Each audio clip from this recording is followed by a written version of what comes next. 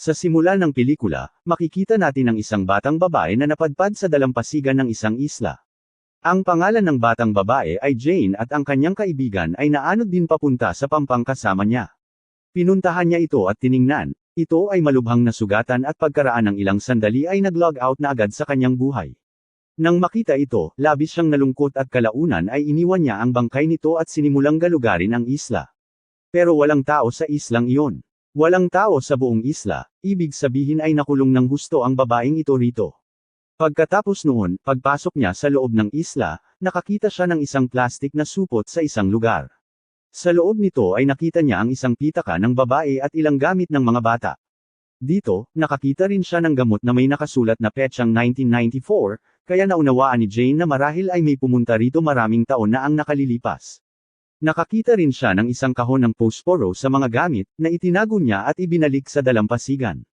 Nakakita siya ng isang natumbang malaking guwang na puno at nang makita ito, naisip ni Jane na maaari niya itong gamitin para matulog para sa kanyang kaligtasan sa gabi. Dito nagpapalipas ng gabi si Jane. At kinaumagahan, nakita niyang maraming isda ang nahuli sa dalampasigan. Mayroon ding maliit na pating, kalahati ng katawan nito ay kinain. Kumuha siya ng isda para sa kanyang sarili mula rito. Saka lang dumapo ang mga mata ni Jane sa isang lugar kung saan may puntod ng 3 tao. Nang makita ito, naghukay din si Jane ng hukay para sa kanyang kaibigan dahil nagsisimula ng mabulok ang katawan nito. Kinabukasan, nang galugarin ni Jane ang isla, nakita niya na may kumuha ng bangkay ng kanyang kaibigan at kinain ito sa kalahati. Nang makita ito, labis na natakot si Jane. Hindi niya maintindihan kung sino ang maaaring gumawa nito. Iniisip niya na baka gawa ito ng kung anong hayop na nakatira sa islang ito. Kaya, hinasa niya ang isang patpat at gumawa ng sandata para sa kanyang sarili. Pagkatapos noon, umupo siya sa labas ng isla at hinihintay ang hayop na iyon. Pagkatapos noon, dumilim na at nagsimulang makaramdam ng antok si Jane. Pero hindi pa nakakarating dito ang hayop na iyon. Kinabukasan, dumilat ang mga mata ni Jane at nakita niya ang isang melita sa dagat.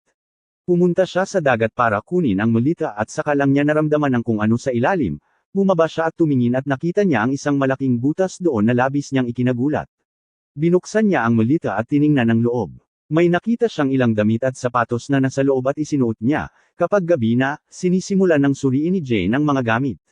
May nakita siyang ilang litrato mula rito. Nauunawaan niya na may isang pamilyang pumunta rito para magbakasyon, isang mag-asawa at ang kanilang 2 anak. Maya-maya lang, may dumaang eroplano sa ibabaw ni Jane. Nang makita ito ni Jane, pinaputok niya ang kanyang flare gun, ngunit wala itong silbi dahil nakaalis na ang eroplano noon. Pagkatapos noon, nang bumaba ang mga kislap ng flare gun, nakakita si Jane ng anino sa liwanag nito, na siyang ikinatakot niya ng husto. Nagsimula siyang tumakbo patungo sa isla at nagtago sa isang lugar. At saka lang dumating ang nilalang na iyon at hinanap si Jane, na lalong nagpatakot kay Jane. Sa ganitong paraan, lumilipas din ang gabi. Kinabukasan, tinitingnan ni Jane ang mga litratong iyon. Napansin niya ang 2 kumikinang na mata sa loob ng isang larawan, kaya naunawaan niya na ito rin ang nilalang na nakita niya kagabi. Siguro ito ang dahilan kung bakit namatay ang pamilyang ito. Nang makita ito ni Jane, mas lalong natakot siya. Ngayon gusto na niyang makaalis sa islang ito sa anumang paraan. Pagkatapos nito, binuksan niya ang melita at kinuha ang kanyang life jacket para makalangoy siya palayo sa tulong nito. Pagkatapos noon, umupo siya sa melita at sinubukang umalis mula rito. Ngunit pagkatapos umusad ng kaunti, bumaliktad ang melita at nabigo ang kanyang plano. Kaya bumalik siya sa parehong isla. Pero kailangan niya ng ligtas na lugar para magtago mula sa nilalang na iyon. Nakikita niya ang natumbang puno dahil malaki ang butas nito, kaya napagdesisyonan niyang dito na lang matulog ngayong gabi. Nang gabi na, pumunta rito ang nilalang at nalaman din niyang nakatago si Jane sa butas ng punong ito. Kaya sinimulang subukang baliin ng nilalang na iyon ang punong iyon, ngunit hindi nito ito tuluyang nabasag at napagod kaya sumuko na lang. Kinabukasan, lumabas si Jane mula sa loob ng puno at nakita niyang inatake ng nilalang ang punong ito kagabi, na siyang nakapinsala rito ng husto. Pagkatapos noon, gumawa siya ng bagong plano para makatakas dito at nakahuli ng malalaking isda mula sa dagat at isinabot ang mga ito sa punong iyon. Ang plano niya ay kapag dumating ang nilalang sa gabi, kakainin nito ang mga isdang ito at babalik, at dahil dito, maliligtas ang buhay niya.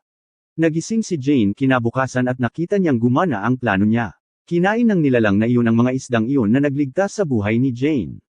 Napadpad ang mga mata ni Jane sa dalampasigan kung saan may bangkay na napadpad sa pampang. Nang makita ito, lumapit siya sa bangkay at nakitang bulok na ang katawang iyon. Nakakuha siya ng isa pang ideya nang makita ang katawang ito kaya't isinabot niya ang katawang iyon sa puno upang sa pagkakataong ito, kapag dumating ang nilalang, kakainin nito ang katawang ito at aalis. Naging napakahirap para sa kanya ang mabuhay dito. Ngayon, para sa gabing ito, gumawa siya ng hukay kung saan siya pumapasok, nagtatago, at naghihintay sa pagdating ng nilalang na iyon. Nang gumabi na, pumunta rito ang nilalang na iyon at unang beses na nakita ni Jane ang nilalang na iyon ng mas malinaw, natatakot siya nang makita ang nilalang na iyon dahil nakakatakot ang itsura nito at lumapit ito rito at kinakain ang katawan nito. Maya-maya lang ay may narinig si Jane na mga ingay malapit sa kanya. Pagtingin niya pa lang ay nakita niya ang mga paa ng nilalang na iyon. Nang makita ito, mas lalo siyang natakot. Pero kahit papaano ay nakontrol niya ang sarili. Kinabukasan, pagkagising ni Jane, gusto niya ng ligtas na lugar para sa kanyang sarili. Ngayon, dahil nakita niya ang nilalang na iyon, gumawa siya ng isang duyan para sa kanyang sarili sa itaas ng isang puno upang hindi siya maabot nito. Pagkatapos noon, pumunta siya at umupo sa duyan, nang gumabi na, pumupunta ulit dito ang nilalang na iyon. At sa pagkakataong ito, muli nitong naramdaman ang presensya ni Jane at hinawakan nito ang puno ng duyan at sinimulan nitong alugan ng malakas na siyang sumire sa duyan at natamba si Jane, ngayon ay sinisimulan ng habulin ng nilalang na iyon si Jane. Tumakbo si Jane upang iligtas ang kanyang buhay. Noon lamang nakita ni Jane na ang nilalang ay mas mabilis tumakbo sa tubig kaysa sa lupa at agad itong tumayo sa harap niya. Pero kahit papaano ay nagawa pa rin ni Jane na ipasok ang kagamitang kahoy na iyon sa tiyan ng nilalang na iyon. Binuhat ng nilalang na iyon si Jane at inihagis sa tubig at kahit papaano ay nagawa ni Jane na makayanan ang sarili. Nakita ni Jane na nakaalis na ang nilalang mula rito kaya't umahan siya sa tubig at nagtago sa puno. Kinabukasan, pagkagising ni Jane, medyo nasugatan na ang kanyang binti. Kaya pumunta siya sa dagat para maglinis ng sarili. Habang naliligo siya, napadpad ang kanyang mga mata sa isang bolsa kung saan nakasakay ang dalawa niyang kaibigan na nakaligtas at nakarating dito. Ang pangalan nila ay Lucas at Mia, at nang makita sila, tuwang-tuwa si Jane. Lumapit sila at umupo kasama si Jane, at binigyan sila ni Jane ng isda para makain. Dito niya ikinukwento sa kanila ang tungkol sa nilalang na iyon. Sabi niya kailangan daw nilang umalis dito sa lalong madaling panahon dahil natigil ako rito sa nakalipas na 7 araw. Pero hindi naniwala sina Lucas at Mia sa kanyang mga sinabi. Iniisip nila na nagsisinungaling siya. Sabi nila, 5 araw na rin kaming nagpapagala-gala sa dagat at ngayon, sa wakas ay natagpuan na rin namin ang islang ito. Ayaw talagang umalis ng dalawang ito rito. Pagkatapos noon ay ipinakita ni Jane sa kanila ang larawan kung saan malinaw na nakikita ang nilalang na iyon ngunit ayaw pa ring umalis ng dalawa rito. Naiintindihan ni Jane na hindi siya pakikinggan ng dalawang ito. Kaya gumawa siya ng plano para magtago mula sa kanila at tumakas dala ang kanilang bolsa. Sinubukan niyang umalis gamit ang kanilang bolsa ngunit naabutan siya ng dalawa. Inatake ni Mia si Jane na siyang ikinawalan nito ng malay. Pagmulat ng kanyang mga mata, nadatnan niya ang kanyang sarili na nakatali at gabi na. Kaya sinubukan niyang kumbansihin si Lucas at hiniling dito na kalagan siya ngunit hindi siya pinakinggan nina Lucas at Mia, pagkatapos noon, nagpatuloy si Mia upang galugarin ang isla. Nanatili si Lucas malapit kay Jane at habang naglalakad si Mia ay biglang umahan ang nilalang na iyon mula sa tubig at inatake siya. Nang marinig ang boses ni Lucas agad siyang nagtungo roon. Pero hinailan ng nilalang na iyon si Mia papunta sa tubig at pinatay ito.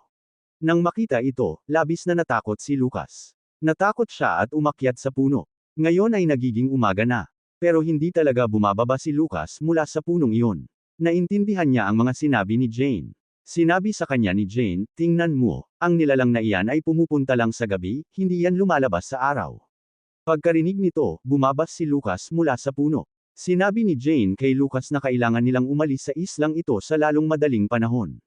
Handa nang makinig si Lucas sa kanya. Nagdadala sila ng ilang isda at niyog at dinadala rin nila ang mga gamit na magagamit nila kalaunan, dito, medyo natakot si Lucas.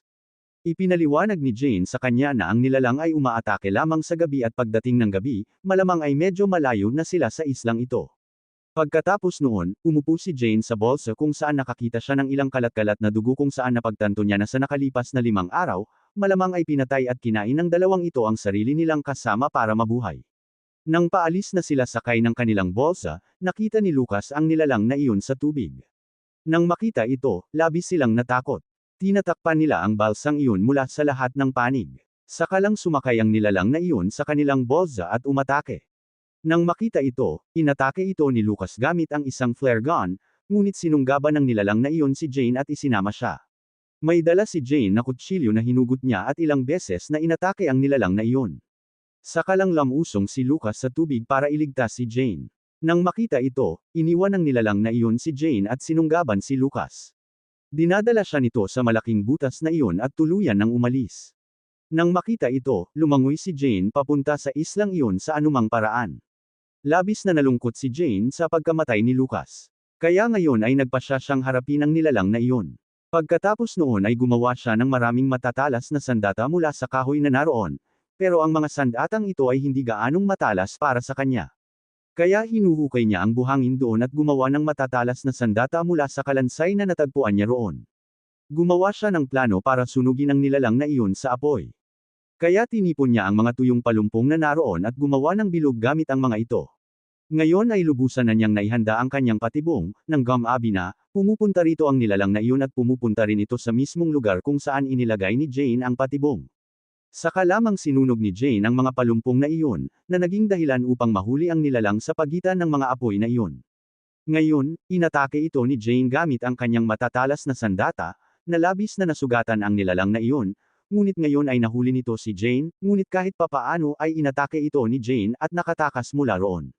Lumapit ang nilalang na iyon sa kanya, ngunit masyado itong nasugatan, kaya't natamba ito roon.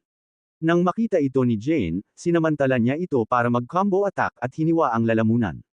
Ngayon nakita natin na kung saan nagpasiklab si Jane, ang buong isla ay nagsimulang masunog. Nangangahulugan ito na sa oras na may makakita sa napakalaking sunog, tiyak na may darating para iligtas siya. At iyon ang dahilan kung bakit ginawa ito ni Jane, isang matalino at perpektong plano. At dito na natatapos ang ating video. Kung gusto mo pa ng mga ganitong recap, pakibisita na lang ang ating nakaraang upload. Salamat idol!